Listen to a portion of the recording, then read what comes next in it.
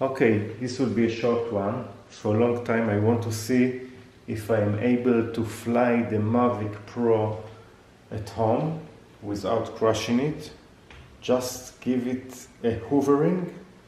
So let's see if this is working. So I will try now to activate the drone and the remote and see what happens.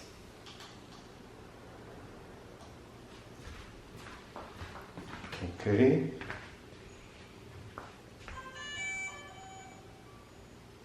So now I will activate, of course, the drone. So go and fly.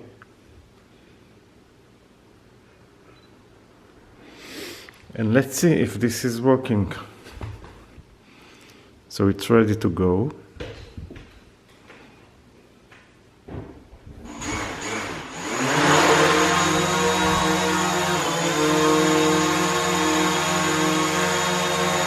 Okay.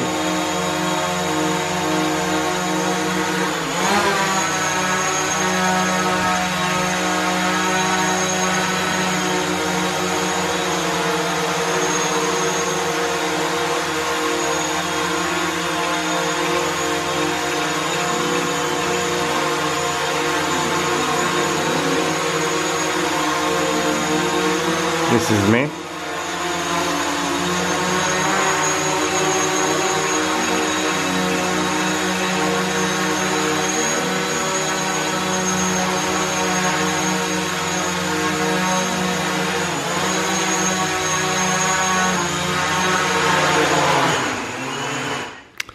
So, as you probably seen, it's drifted very little. It is working with the GPS because the windows are open, so it can detect the GPS.